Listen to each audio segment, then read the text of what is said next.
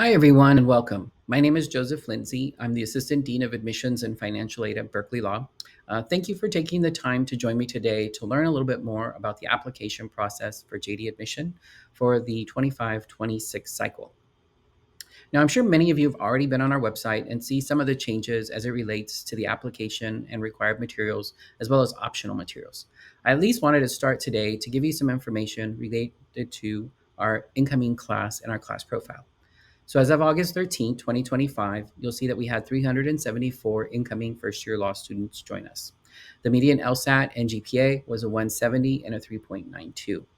There's also some information here related to our 25th and 75th percentile, the percentage of individuals that identify as first-generation college students and first-generation professional, and you'll see some additional information related to undergraduate institutions, the degrees, and the 5 most common majors. Our website also gives some additional information, if you happen to already be on it, related to the percentage of STEM majors, for example. You'll see also information related to the percentage of years outside of their undergraduate before starting law school as well. Now, as you know, our application has already opened as of September 1 for both the regular decision program and our binding early decision program. In order to access either one of the applications, you do need to log into lsac.org and create an LSAC account profile, in which then you will have access to not only our applications, but to applications of other law schools that you're seriously considering. For those that are applying under a regular decision program, there is an application fee, and many of you may contact our office either by phone or email requesting a merit-based fee waiver. We do not provide those. Instead, we encourage students to self-identify through LSAC. It allows you, it's an opt-in program called the Candidate Referral Service System, in which schools then can pull records related to reported scores, self-reported undergraduate GPA, and other information in order to email you either fee waivers, encourage you to apply, or let you know about upcoming events that might be of interest to you. I will preface, though, that you may want to create an email account or have a separate account from your own personal account, because you will likely receive a number of emails over the course of this time. If you are applying for a application fee waiver through our website, though, you'll see that there are different categories that you can be considered, such as being a Pell Grant recipient. Many of these are based off of need or participation in programs, or based off of socioeconomic information. And so we do our best to respond to those, and you'll see that the deadline to apply for those is January 1.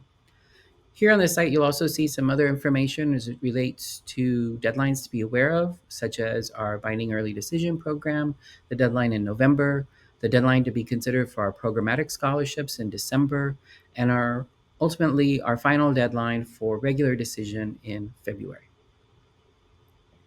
Now, for those of you that are thinking about our binding early decision program, there are some differences, not too many, but things to keep in mind that often encourages people to consider this particular program. One is that all of our decisions are released December 15th en masse. And so we let individuals know whether they've been offered admission to the program or if we are going to hold their file through the regular review process. And then in that case, we will redistribute those files to committee members that were not part of the binding early decision review. We do not extend offers of waitlist, and we do not make a final decision to deny through the binding early decision program. Instead, like I said, students will be notified one way or the other if they've been offered admission. If you are offered admission through the program, then we automatically will guarantee a scholarship of $35,000 a year for all 3 years that a student is enrolled in the program. The other added benefit of applying through binding early decision is as it relates to housing. Many of our students may be considering to live on campus, and some will choose to live off campus. But for those of you that are thinking about on campus living, this gives you an opportunity to apply earlier in the process.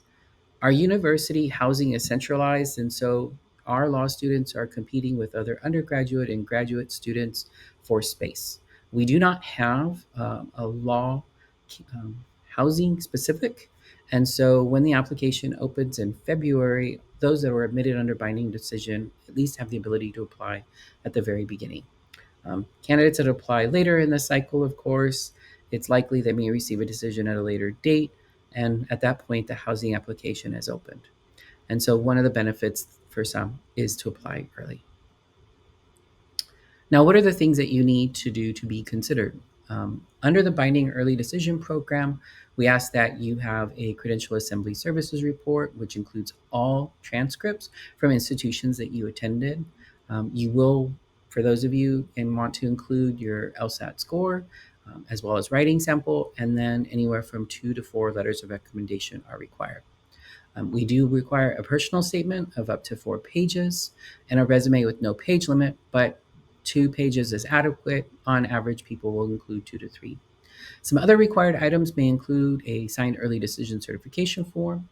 Some of you may apply for what are known as our programmatic scholarships, such as our first generation scholarship or our public interest scholarship. Each of those have a required essay that you must submit. If you answer yes to any of the questions related to character and fitness, you'll want to provide a required addenda in response to it. And for some of you, you may use a GRE score in lieu of your LSAT score. Now, if you've taken LSAT and a GRE, we would ask you to submit both. And for some of you, you may use a GMAT under limited conditions. I would encourage you to review our policy on our website if you meet those criteria to apply with a GMAT score only. Some optional items may also include our admissions video interview and our short answer questions. For our PED candidates, we will invite all of our students to apply and with a admissions video interview. It's an additional piece, but it's not required. I find it helpful. It gives me some additional information about a candidate that's outside of those required items. And the short answer questions for me, I enjoy as well because they are not law related. They are pieces of where I can learn a little bit more about you, understand your personalities and characteristics. There is not a right or wrong, whether you include it or not. And our note that our application deadline is November 15th. Now, whether you're applying under binding early decision or under regular decision, people will often ask us, what should I include or what should I write with regards to a personal statement? On the right, you'll see some of the things you should consider, things that you should already be thinking about as part of your personal statement. What should it include? Who you are in your own voice, how you came to be, how all these parts shape your perspective, and then why that matters. The thing is that you are using your own voice, you're telling your own story, you are having a point, which is a given, but you are also bringing me and our committee members into your space.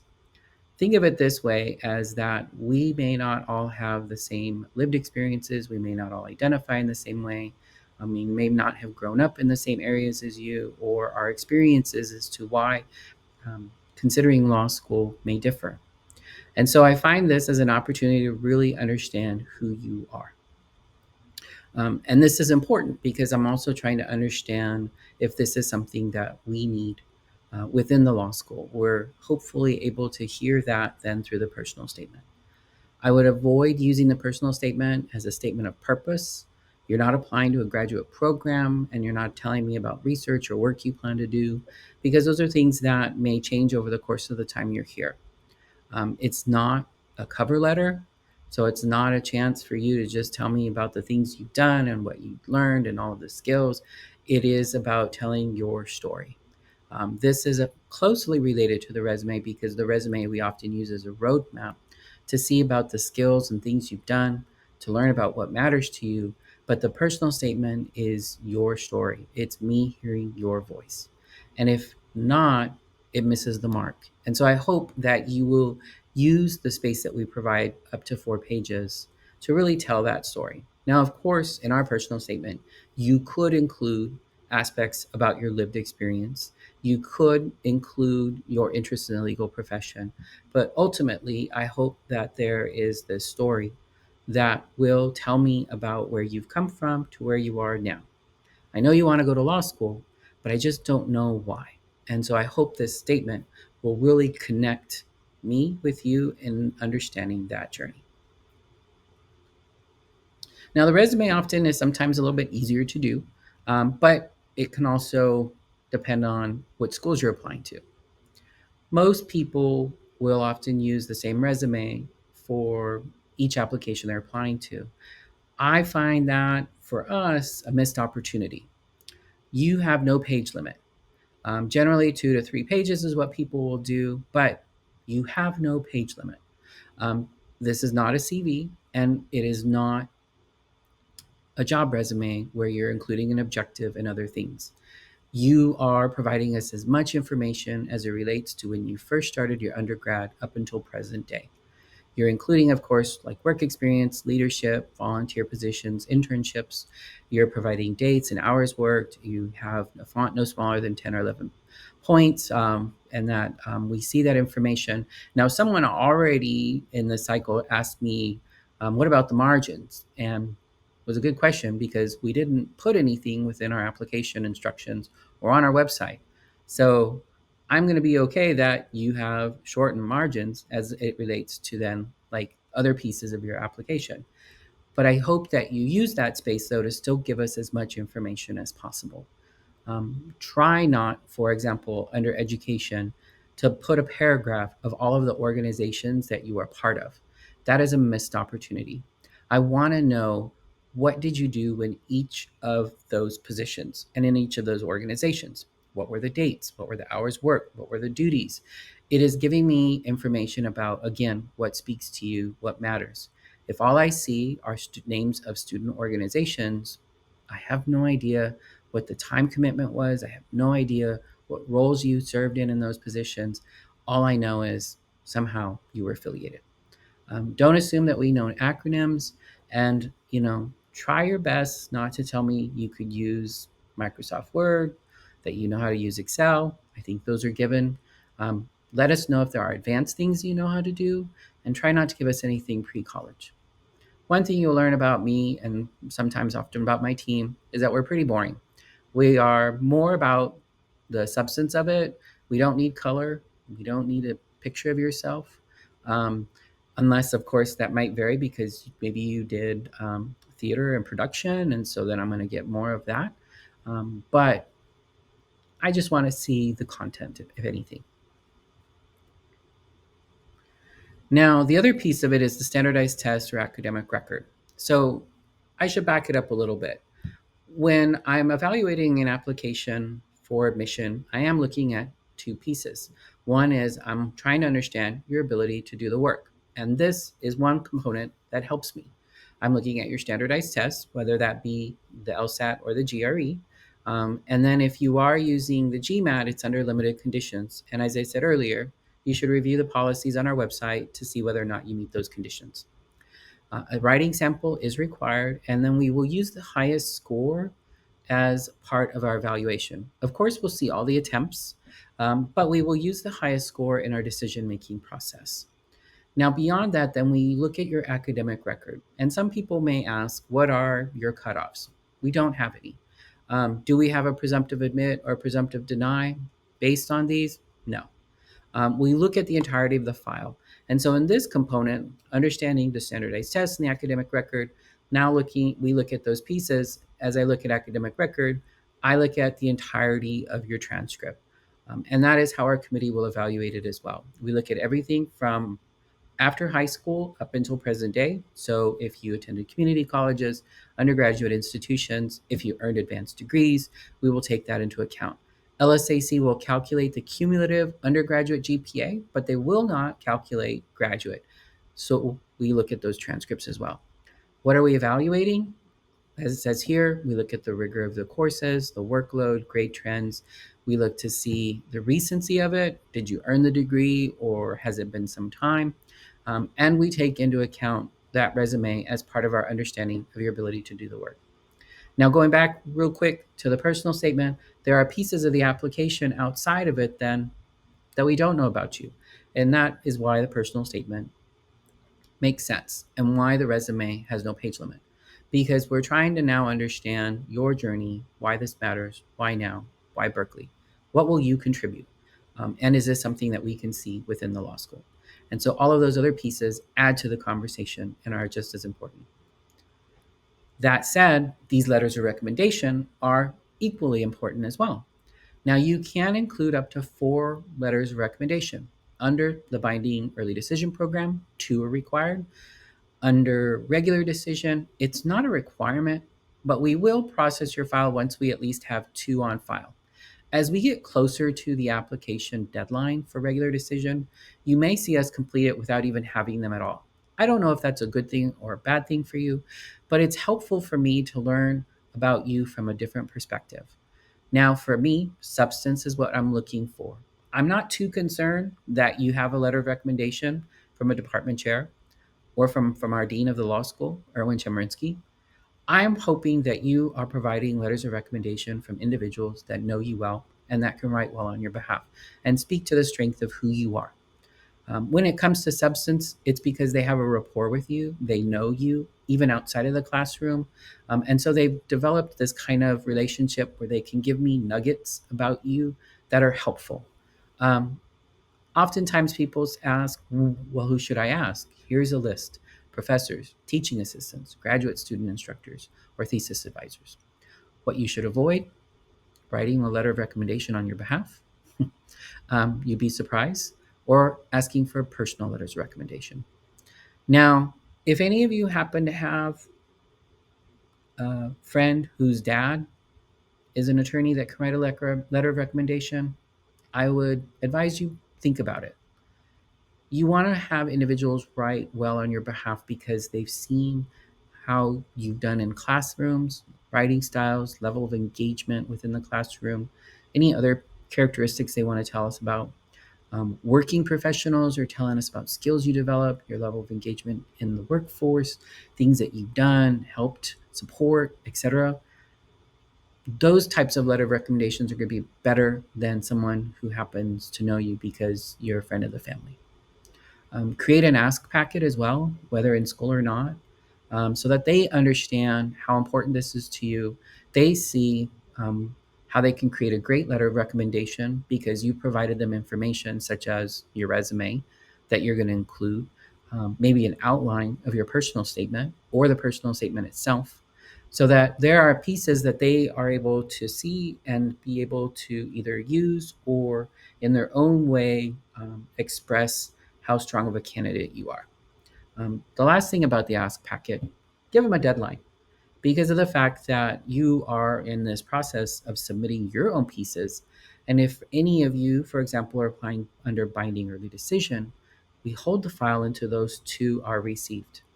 And so you want to make sure, if they're not already on file, that they're going to be on file soon.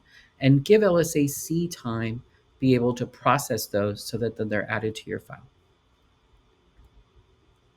Now, as I mentioned earlier, there's a couple of required and then optional addenda that you will be able to or must include as part of your application. So the character and fitness is one of them. If you answer yes to any of those questions, please read the question carefully. It's often best to err on the side of disclosure and be truthful and transparent. For our scholarship essays, there are 3 that are listed within the application, 2 of which, though, have a required deadline of December 15th. So for those of you that do apply by December 15th, they will be considered, if you are admitted, under the review for our scholarship committee. For those applying under Hyundai Kia Scholars, there is not a deadline to it, but you should apply by the regular decision deadline in order to be considered. And for many of you, you may have been applying under binding early decision and have held off on submitting those, but please do so by those posted deadlines in order to be considered. Now, if you're applying because there are other factors you want to make the committee aware of, such as related to standardized tests under your academic potential or academic record, you're welcome to include that addenda as well, so that can be added as part of our review process. Some may include, as part of their academic record, how the LSAT is not a true reflection of their ability to do well. And in that case, please include a copy of your SAT or ACT score. Screenshots or unofficial are acceptable. And then also we have our short answer questions. Now, like I said before, those are kind of fun. I'm enjoying those very much. We introduced those last year as part of our application, and it has been very memorable for me. There are a number of questions that we did remove, one of them being related to why Berkeley almost. And candidates really saw it as a Why Berkeley Law statement, and it wasn't intended to be that way. So we removed it. You'll see that list of questions on our website as well. I have some favorites. I hope you enjoy them as well, but these are optional and that are not required as part of your application. Now, this year there has been a change for sure.